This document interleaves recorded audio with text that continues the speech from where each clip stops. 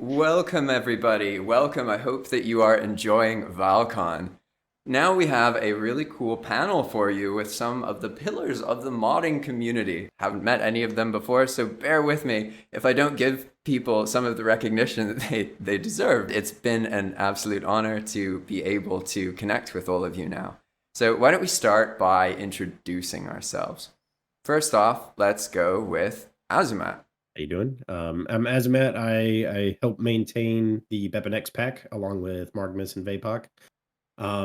Also host a bunch of mods and maintain those, as well as the managers use to add items and pieces to the game.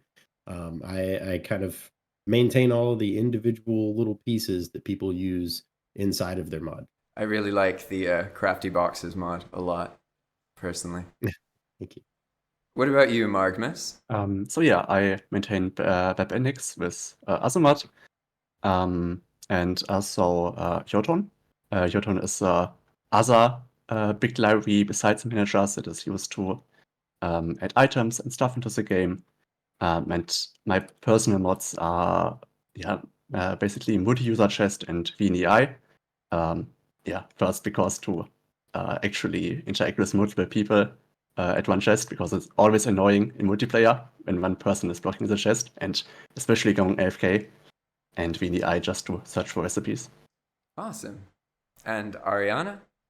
Hi, I make the Venture Valheim mods. I'm most known for location reset and world advancement and progression.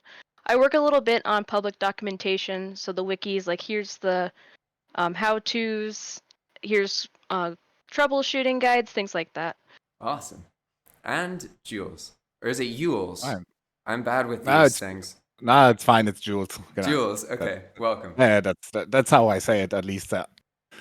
Hi, yeah, I'm Jules. I'm one of the creators of the Jotunn library, which Margmas is also part of, which is used to add game to the content because the game is lacking an official modding API, so we provided that. And I also have one published mod, which is a plan build. And yeah. I feel like I have some better context now that we've introduced everybody more formally. So let's start by making a couple things clear, because you've all used a couple words here that we need to make sure that everybody, myself included, actually understands them. So why don't we start with library? Why would somebody who wants to mod Valheim or adjust it, why did this word come up so much in all of these discussions so far? If you want to mod a game, you go get some injection into the code, then you write your own code or make your own assets and stuff. And some of the games, if they want to provide you easier means to hook into the code, like make your own content, make mods. Actually, so Valheim being early access, and they wanted to finish the game and stuff. They didn't have an easy interface for actual mod developers to hook into the game and make your own stuff easily. So and to make that easier for other developers, mod developers, we created code to ease their life. And not just code. The library is just the code, but there's a whole ecosystem around it with tutorials and wiki and knowledge we found throughout that we collected and made public. And yeah. Does that mean that a library reduces the amount of time and programming knowledge I need to do something with mods? How does the library help these users? Basically, you're right. It is to reduce a lot of boiler code and to abstract a bit, because Valheim has a lot of internal values and it disguises some stuff. And the library is picking all of this and making one common interface or multiple common interfaces, so you can better work with the code and you don't have to change every time the internal Vino code changes. So Azumatt mentioned BEP or BepInEx. Would you mind talking a little bit about that? Because now I'm wondering, like, okay, I understood that Jotunn was a library, but is BepInEx a library? what is BepInEx, and why does it make it easy to mod Valheim? Yeah. So BepInEx it's not exactly a library in that sense of the way Jotunn works. It's more a framework, which is kind of a new word for you. But what that means is you can use the internal calls that it has to create configuration files, to load in your mods and things like that. But for generally speaking, for most Valheim users, all they need to understand is that BepInEx is what loads your mods, and what we use to create configuration files and actual BepInEx plugins for you. So when it loads into your game, our mods and our code and everything that we've used, whether it's Jotunn as a library or any of the managers or anything like that, that is what is loading into your game and altering it. So BepInEx comes in an official form, which generally is available for everybody. You can go out to GitHub. A lot of people grab that by accident. Valheim uses a specific modified version of BepInEx that Margmas and I maintain. Main reason why it's modified is to change the entry point so your mods actually load at the correct point in time. We also change a little bit of the configurations to make things a little easier on you. And we also have a little bit of logging to tell us where you got BepInEx. So if you get the one from Thunderstore that we actually maintain, then we know that you got it from an official source, and it logs that to us in the consoles. So if you give us an error or anything like that, we're able to notice that immediately. But from the general user perspective, BepInEx is just a framework that we use to help load mods and create various different things inside of our mods via like configuration files, or reading configuration files of other things, or detecting what other mods are actually loading in the environment of your video game. So correct me if I'm wrong here, but it sounds like BepInEx is what puts the mod in the game, and Jotunn is a library that someone can use to more easily produce that mod, which they use BepInEx to put into the game.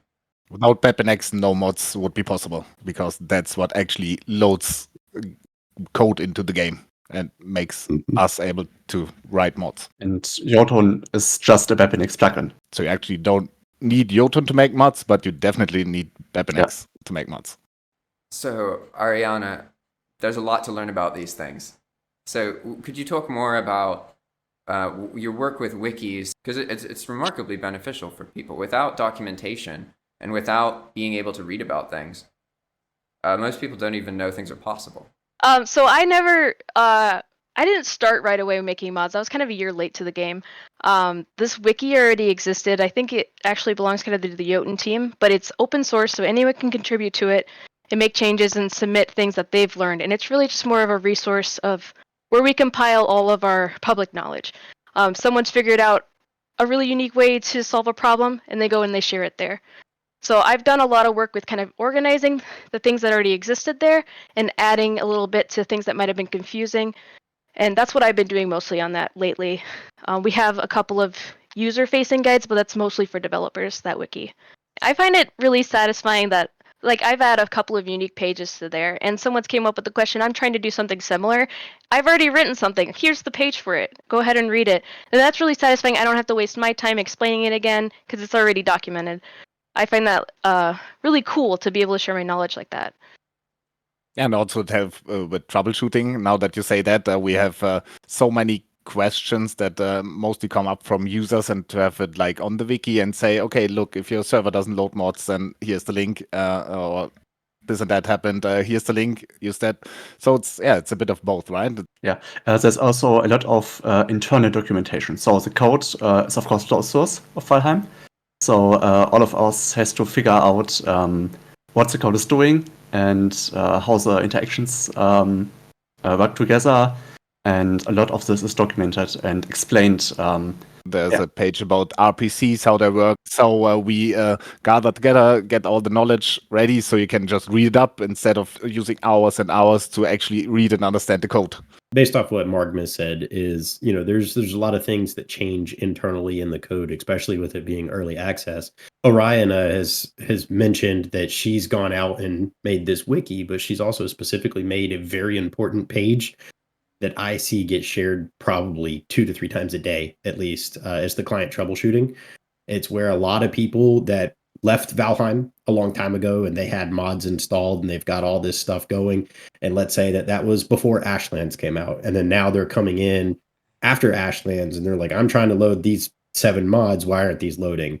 I'm having problems. I'm having issues. And 9 times out of 10, that's something that we've either documented or that we can answer really quickly. A lot of them are, let's say, like a Denthorn mods that some of them have been abandoned, and it actually breaks the console. So people are wondering, why does that happen? So I specifically made a mod that helps detect that type of issue, and then she's made the documentation that says, hey, go here, download this mod, figure out what's spitting out. And that's just a quick little link that we can drag and drop to people so they can read that, troubleshoot their own issues. And most of that is the result of what Margmas is saying, is like the internal code changed, and therefore now that mod no longer works. And how can we tell the user how to solve their own problem instead of waiting for someone else to give them a response on a solution? So now we can start moving into some more kind of advanced stuff for the rest of the conversation. I think now that you say this, what's also maybe more interesting for the, I say, average user or mod user is that we also on the Jotunn pages, there are not only tutorials but also like game dumps, game information dumps, which means that if a new Valheim version comes out, we take the binaries, the game, and extract loads of information from it, be it like all the translations, be it all the prefabs, which includes like monsters and their statistics and strings out of the game and all that kind of stuff that can be automatically get out of the game and publish it. So that might be a bit more interesting, I guess, for the average mod user to get some more insight into Valheim, because the actual wiki, it's very nerdy stuff on there, right? You have to dabble in code already, I guess, to just to make use of most of these pages. So why don't we start with getting more into this libraries thing? Let's imagine that I wanted to make a mod for something for a server I'm running that my clients can use.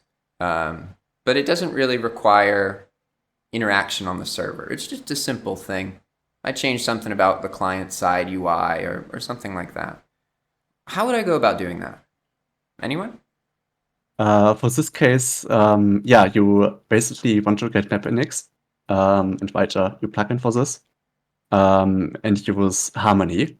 So Harmony is a way to patch into the game code, so you can attach 2 different methods when they and do your own stuff. And if you want to change a UI value, you can look at the UI code, and maybe after the UI updates, you enable an icon or something like that. So this person would need to learn about Harmony. We have an alternative, but it's not really used in the Valheim community, so I'm not sure if you should bring it up even here. So basically Harmony is your only alternative for this kind of stuff. In general, if you want to mod Valheim content, you need to get BepInEx, and which in the end is also just a collection of other tools like the Cecil DLL, which is also part of Harmony, if I'm not wrong. No, it's the other way. Harmony uses Cecil. Cecil, which is Cecil is a way to alter .NET code Unity uses to actually make the games. The very first thing before you can even think about it is learn BepInEx, read the documentation, and then read Harmony documentation. And then after that, you can start potentially diving into the game code to figure out what you want to change and where that even is. And then you use the knowledge that you've gained from both of those to be able to patch into the game to change what you're looking for. So let's say someone wanted to add, like, let's say a monster. I think this is where I would imagine libraries can make that easier, right? Because there's libraries that make it so you can make custom monsters. So do you use your own custom monster that you have to make? How would this person move forward? Well, assuming that they've met the prerequisites of Harmony and BepInEx documentation reading, one of the very next steps, because they're a little bit more complex, they're not just changing a value in code, they would actually need to do what is called a game rip, and they would need to be able to break down everything that's in Unity. So a game rip is essentially kind of reverse engineering the game, pulling it back into its original Unity environment. We do have documentation for how to do that currently. So then you'd take a look at how the vanilla creatures are made, find your most favorite or the most annoying, like the gray dwarf. Take a look and see how they're set up, what they look like, what scripts are attached to that. And when I say scripts, they're basically mono behaviors. And those are the things that we were talking about with the fields and the components and things like that. So like their health values might be found there, and various different defaults might be found. So if you're trying to set up your own creature, you would either need to, let's say, go to Sketchfab or go to other places, maybe to download a free model if you already have a free model. If you don't and you're a little bit more advanced, you could build your own, but you need to make sure that it's all rigged up. It's got nice little armature and arms and legs and everything moving. And then you can essentially just copy and paste. You can take your armature and paste it under a whole new one, create a whole new prefab, attach the same scripts, rename, change some values, and then you would use either the managers or Jotunn to pull that right in as soon as you exported it from Unity into an asset bundle. And an asset bundle is just a file that is a compilation of all your scripts, your shaders, your textures, your creature, everything all in one little file. And that file is what Jotunn or the managers would read from, and then help add that into the game for you. So assuming that you've done all of that and everything without any issues, your creature to essentially be in the game, however you needed it to be. But there's a lot more to deep dive into that to as far as technicalities go. But essentially, that's the above all how you bring one in. Yeah, and exactly to ease that experience for the mod developers, that's what we aim to do, right? Be it Jotunn, be it the managers, be it the resources, be it whatever. And this is why we came here together, right? Because the learning curve, if it's steep enough to get Harmony, BepInEx, C# .NET, whatever. And then at least we could ease some pain off of the mod developers to actually do something for them. If they got at that point, we say, okay, don't read all of the code from the game that you just ripped. You don't have to understand everything. We help you a bit. Which is more important for the person to get into modding? Them really being interested and motivated, or their pre-existing awareness of programming skills? Do you think one is more important than the other?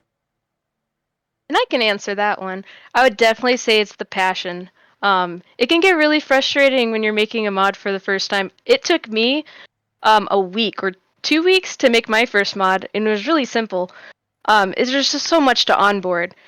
And really, if you want to take the time, we have the documentation for it. We have the communities. You can ask your questions, and people would be happy to help you out.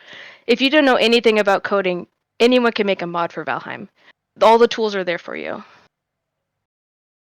But I give you that it can be scary, even just the scripting. Depends on your background, of course. If you dabbled in scripting or coding or whatever before, that helps definitely. But yeah, I imagine having none of these backgrounds, it can be very, very overwhelming really quick.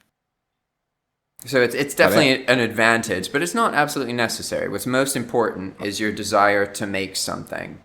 And if you really care about that and you enjoy it, probably it can be done. Is that accurate? That's accurate. And a lot of the time it's a team effort. We have loads of mods that were made from 3D modelers who can actually 3D model before but have no clue of coding, for example. And then they find people who can help them with their code or help them implement the library or the managers for the game and ease some of that. Or we have the hardcore programmers who have no clue how to make a 3D model or artwork or whatever. And then, these people connect in the community and everybody does his little part. And so, so really good mods get made. I want to get a little bit more into how libraries can make things easier for people. So we've made it pretty clear that when somebody wants to do something, pretty much they just have to figure out what it is they need to learn about and then find the resources for that.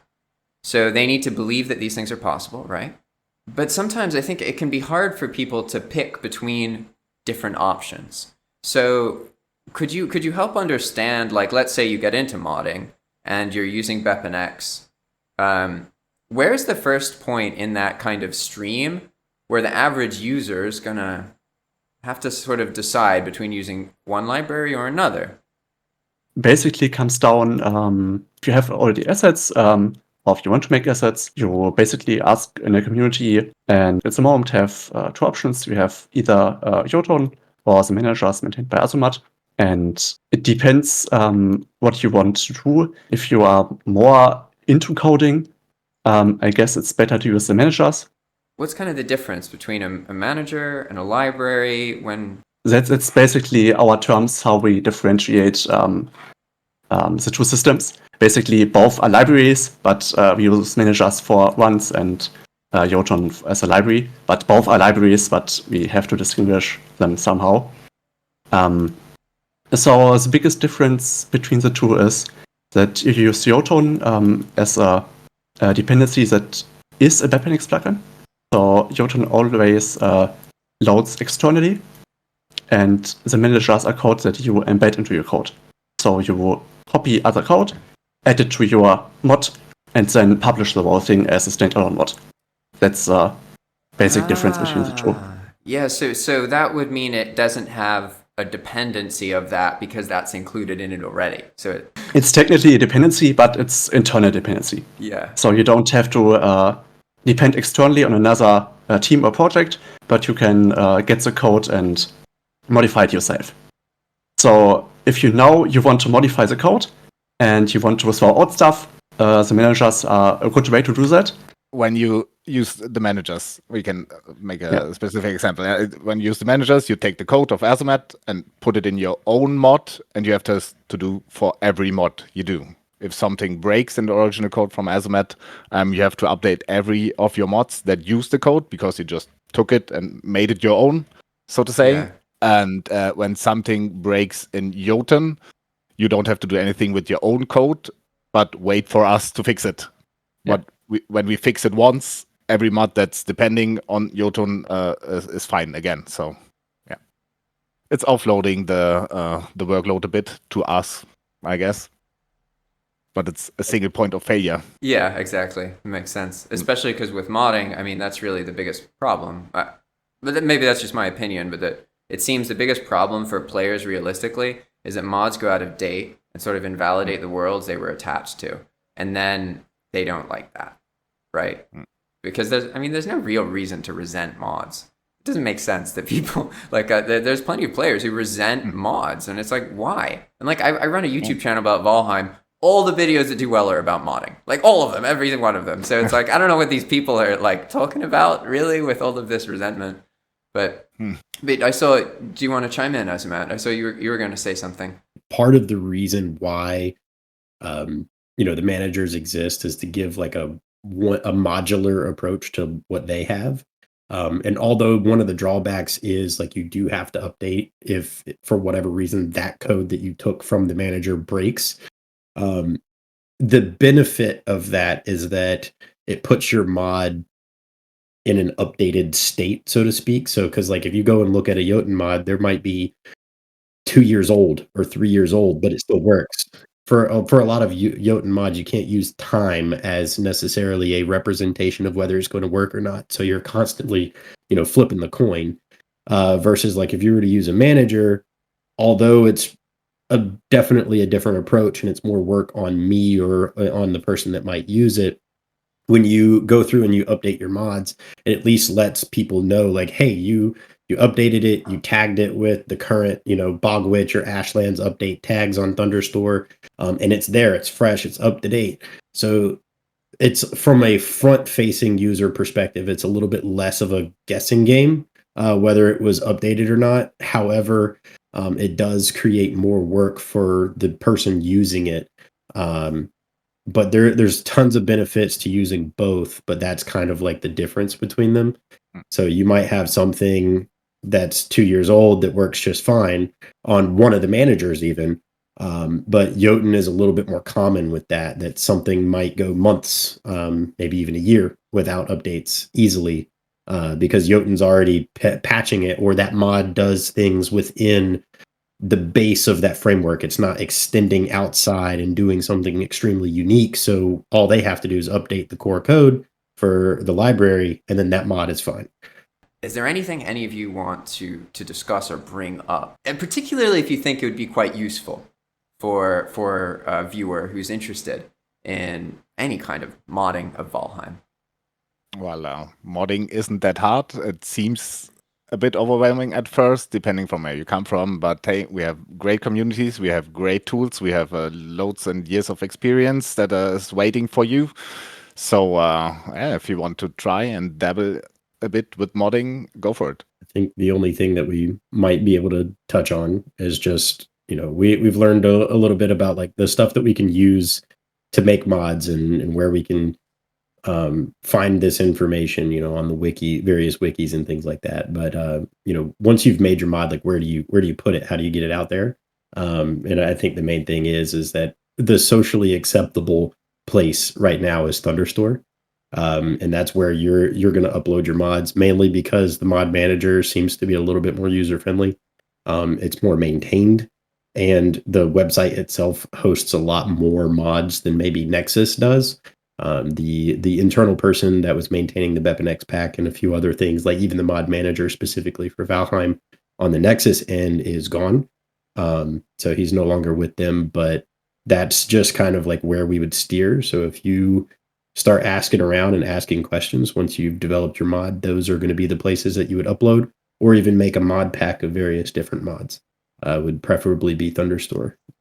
All right, then let's close up. And why don't we share with everybody where they can interact or learn about what you're doing / use the resources and things that you've been working on. Well, to learn more about me, you could join my Discord. My Discord is full of other mod authors, so you can ping a lot of people there. But that's the best place to get up to date on me, where my mods are, what I'm doing with my mods, and even potentially what I'm doing in my personal life that stops me from, updating my mods or changing things. So that's the best place to reach me. Alternatives to that would be the Odin Plus Discord. And that's just because I'm in just about every Valheim Discord, so feel free to ping me in all of them. But those are the two that I check the most, mainly because that's where the most traffic is on my end. So that's where I tend to go, and it's not even necessarily a preferential place other than my personal Discord, but it's really just the amount of traffic that comes in there is the best place to find me. I do monitor those actively, so sometimes you don't even need to ping me.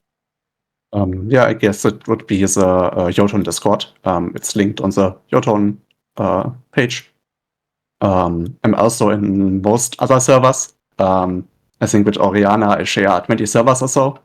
It's crazy. And with Azumatt too. So yeah, you can basically ping me in any Discord. It's fine. Same for me. I'm in all of the Discords. I prefer, if you got a question for my mods, come directly to my Discord, though, for those. And all of these links we'll make available. They are actually already on the wiki. We have a whole page for that. If there's someone you want to find, they're going to be on that page. And if they're not, give them a little poke, and we'll get them added. If a link dies, give us a little poke, and we'll get it updated. So if it's about personally reaching me, I'm at the Jotunn Discord. That would be the best choice. But for people actually wanting to develop mods and got a bit of interest now from this panel, definitely check out the wiki. If you already did all the research on BepInEx and whatever, but when you come to actually Valheim modding, check out the wiki. We definitely will probably post also a link list to this panel somewhere on the ValCon webpage, Discord, whatever. We have one prepared. Check out the wiki if you want to get from there to other resources. That's fine. We have extensive Jotunn documentation. We put a lot of effort in explaining how Jotunn works, how internals of the game works there. I said before, we have all these information dumps with the prefabs and localizations and this and that. There's really loads of information in there. that we have tutorials to get you started ripping the game, making prefabs, making assets. So it's all there. I think that's a really good source. I have a feeling if anybody brings Valheim back to sort of the more popular game status, not that that needs to happen, but a lot of people want to make Valheim stuff, but they feel sad because they don't feel that enough other people love this beautiful game. And for me, I don't understand that at all. I've never played a game that's as fulfilling for me personally as Valheim. I'm sure you've all been hugely impacted by Valheim. I'm not saying it's the only possible game that's done that, but it's influential, right? I mean, we all love Valheim, don't we? Yeah, it's hands down my favorite game. All right, everybody. Thanks for watching, and I hope that you are enjoying ValCon. Make sure to check out some of the other panels, and you can always find any of our information by looking at the resources for the ValCon event. Thanks for watching, and we'll all see you some other time. Bye-bye. Bye. Have fun Bye. modding. Yeah, have fun modding.